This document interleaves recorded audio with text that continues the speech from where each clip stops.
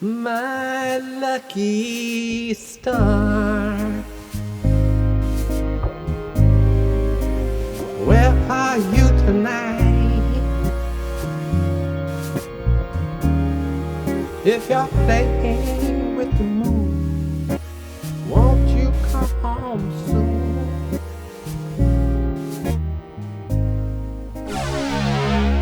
In a certain house, there once lived a mother and her daughter. Ignoring her mother's advice, the daughter lived solely according to her own desires. One day she gave her mother an impudent reply to some question, and her mother was offended and put a curse on her daughter. May heaven and earth close their doors to you. Since that time, she has been forced to fly through the air between heaven and earth. During the day, she usually resides in the cavern of Anbolto. There, she spends hours spinning and spinning, but never manages to make a thread. At night, she leaves the cavern and transports herself to other latitudes, leaving a stream of sparks in her wake. My parents met on a train going to a Fresno State football game. My father, Johnny, saw my mother coming down the aisle of the car and put out his arm to stop her. Barbara was very beautiful, and he was the handsome quarterback.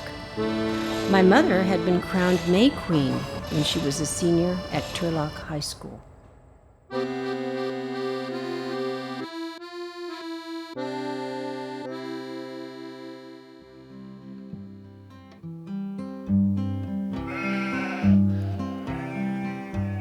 Won't you come out and play with me?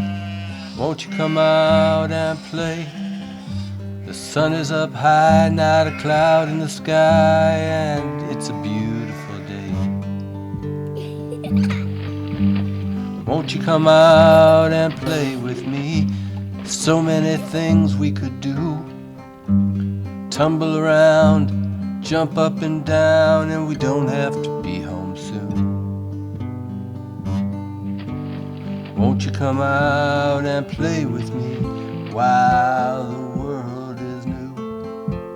Please come out and play with me, 'cause I wanna play with you. My father's parents met at the Basque Hotel in Fresno in 1917. My grandmother, Josefa Larrea, had come from the Spanish side of the Pyrenees, from the village of Silvete, not far from Pamplona. She had been sickly as a young girl and got to live with the local priest, who fed her well. While the house she grew up in looks good now, I took the photos in 1986, it wasn't then. In the winter, the sheep lived on the ground floor, and the stench was awful. All the cooking was done on this modest hearth, very typically Basque, and there wasn't much to eat.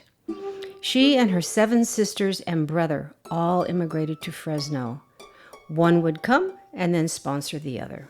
My grandfather, Judy Irola, came from a village called Esteranzubi on the French side of the Pyrenees, just east of Saint-Jean-Pied-de-Port. He was the youngest of 16 brothers and sisters, 2 mothers, and would bring many of his nephews who were his age to work in our sheep camps.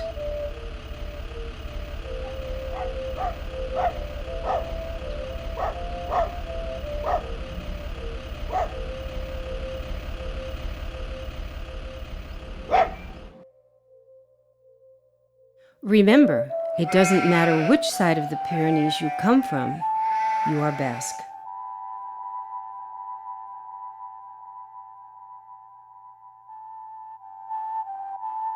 While my grandparents' generation came to the Americas to escape poverty and find a new life, those sheepherders my grandfather brought over after 1936 were escaping much more. On Monday, April 26, 1937, Market Day, Franco, along with his buddy Hitler and their good friend Mussolini, bombed the most ancient town of the Basques, Guernica. Guernica had been the center of their cultural tradition for centuries. Franco didn't much like the Basques.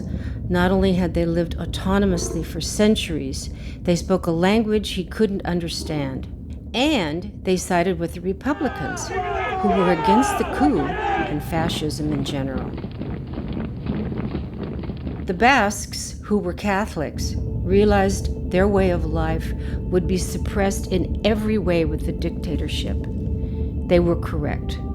Not only did Franco bomb Guernica, he outlawed the Basque language. This was the language of their schools. He even outlawed certain Basque names, as he felt they were too mysterious and not Spanish enough. The Basques are the oldest culture in Europe. It's supposed that they were hunter-gatherers in the region 20,000 years ago from the drawings in their caves. Concrete signs of their civilization proved they existed well before the arrival of the Romans in 218 BC.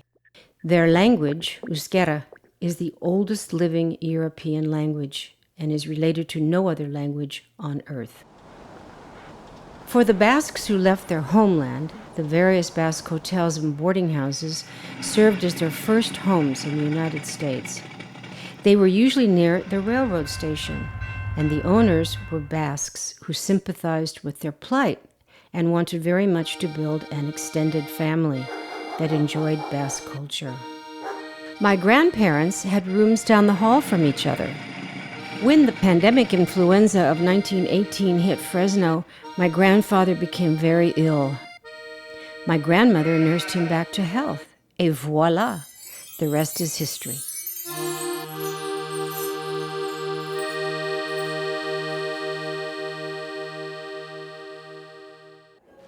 So, would you do me a favor and speak a little Basque between the two of you?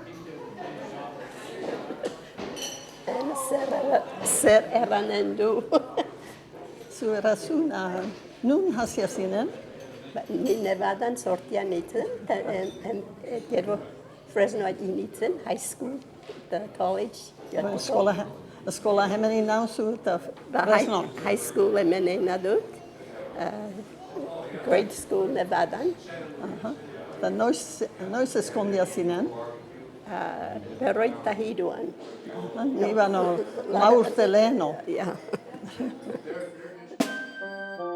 Since my father didn't have a son and I was the oldest daughter, I got to go out to sheep camp with him often. Sheep camp was about 50 miles west of Fresno, in the foothills of Mendota near Los Banos.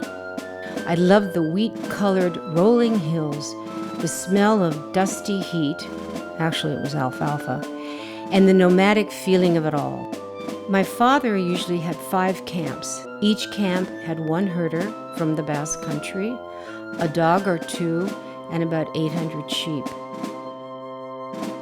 The herders were terribly romantic for my sisters and me. My father kept a pistol strapped to the steering column of his truck and an ice pick in the glove compartment. The gun was for the coyotes, the ice pick for a bloated sheep.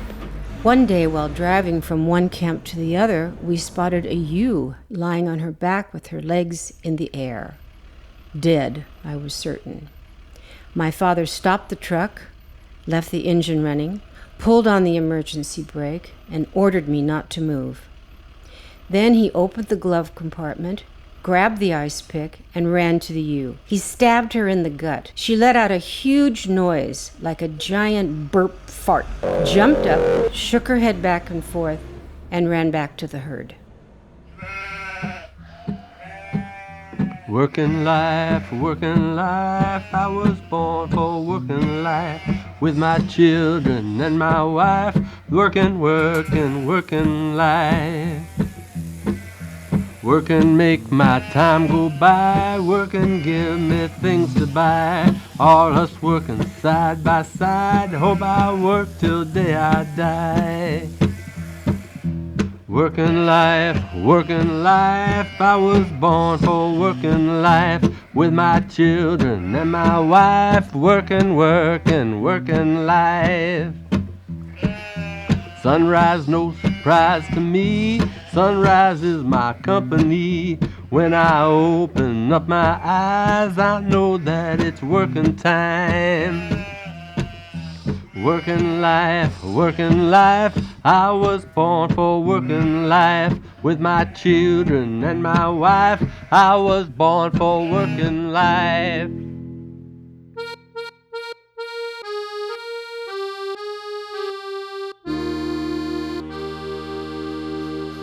What's it like to be married to a Basque man? I loved it. I was Basque myself, just like I was almost like an European. My husband was your grandfather's nephew, so he had some qualities like your grandfather. Describe a little bit about the importance of the Basque culture here in Fresno growing up. Oh, it was fun. Yes. We enjoyed each other's company. Yeah. Laugh and sing, and the sometimes kids, I drank a little too much, but that's all right. and the kids all enjoyed it. Especially here at the Basque Hotel, they had the place where they played handball, so the younger children would be out there and playing with a ball or whatever. And I think as younger parents, we felt comfortable to come here. We celebrated I think every Sunday we were over here. Yeah, every Sunday. But we also went to barbecues. Well, like with Bernard, he got so big there for a while. He had 9,000 sheep, and we had 9 herders. And he was just worn out just from going from camp to camp. Of course, we had 2 camp tenders, but he'd get up 4 o'clock in the morning, come home, beat. And it was too much. My husband was bringing sheepherders from France, and we had to put up money, $800 or something. Yeah. And we took the responsibility of that herder for 5 years. Was it 5 years? And if he caused any problems, we were responsible. Anne and I became like mothers to them because they didn't know English. We had to go to the bank for them, go to the doctor with them. How old are you? I don't know. I was born in 21. She's older than I am. I'm going to be 90 next week. 1 year older? No, about 5 months, 4 Yeah, months. something like that. I'm older than she is. And are you guys happy? I think we are. Yep. Sometimes we get a little upset, but anyway. When Barbara Jo was born, we needed a bigger house, so we switched homes with Nana and Papa. It was the same house where Sam Peckinpah, the film director, had grown up. The only thing we knew about him was that one day, when he was becoming a famous director, he came, parked in front of our house, and ran down the middle of the street, where 15-year-old Marie Selland ran out of her house, and he swooped her up in his arms and took her to live with him in his compound in Mexico. They married. I had 2 reoccurring nightmares that were significant. One was that in order to escape Fresno, I'd have to jump from my 2nd-story balcony. But I landed on the soft grass, rolled down the 4 feet to the sidewalk, and walked to freedom. The other was that because my parents refused to lock the front door, who locked the front door in 1950, the door would fly open and the outside air would stream up the staircase and come into my room and lure me downstairs and out the door. I blame Sam Peckinpah for these nightmares. Mama, won't you take me to the fair? Mama, won't you take me there? To the fair. Daddy, won't you take me in your car? Daddy, won't you take me far in your car? With my princess slippers and my pretty bows, everybody's happy, everybody knows I'm a pretty girl. My mother made all of our clothes. And when my sisters and I weren't playing doctor with the boys in the neighborhood, we published the Lodge B, which was really about murders, movie reviews, marriages, comics, and missing pets. We also listed the want ads, just in case. Daddy built us a playhouse, which is still there. My mother dropped us off at the Tower Theater every Saturday morning at 9 a.m. and picked us up at noon.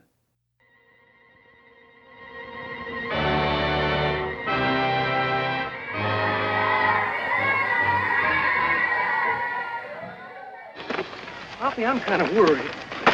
All right, let it out. What have you done now? Oh, it's not me. It's California I'm worried about. California? What's the matter with him? Well, I don't like to carry tales, but he says he's going to do a little gambling and drinking. He's been saying that for years, but he's never done it.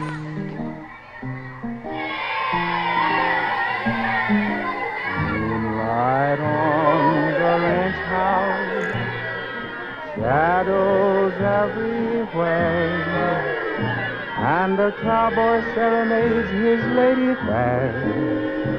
Ole, ole, ole, ole.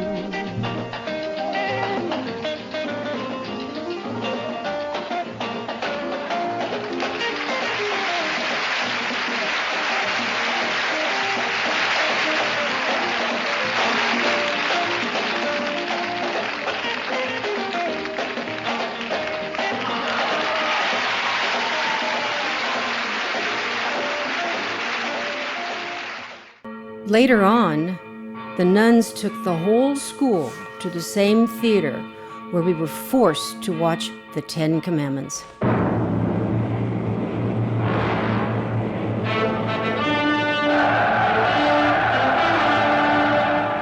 Paramount Pictures is proud to announce the return of the greatest motion picture of all time, Cecil B. DeMille's masterpiece, The Ten Commandments. Intact, uncut, the original film, acclaimed as a supreme emotional experience. What a story it tells. What loves it unveils. What majesty it encompasses.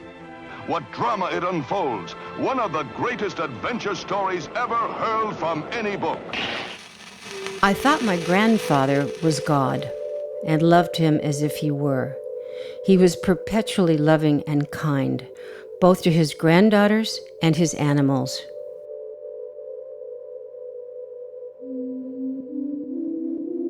I grew up thinking that all fathers and grandfathers are partners in business together and never have a fight or disagreement.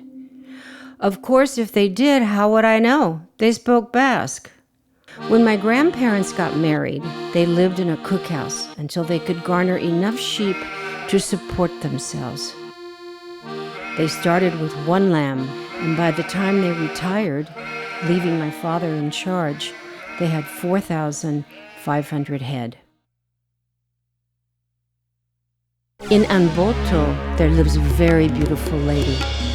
In the distant past, she could be seen each day, flying overhead toward Kutzpari and leaving a trail of fire behind her.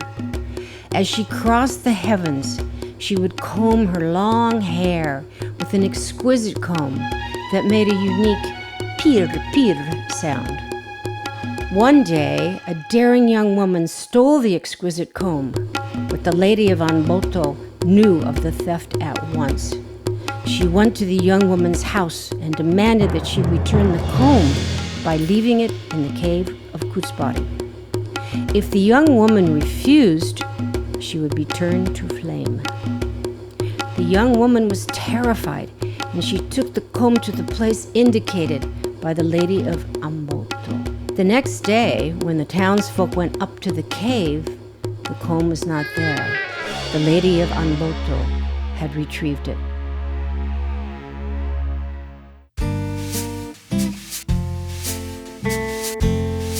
When the sun sets and the moon glow lights up the sky, we will go dancing, dancing tonight.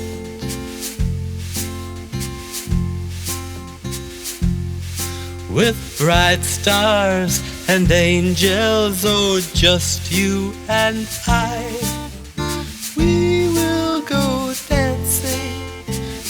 dancing tonight. We will go dancing, dancing tonight.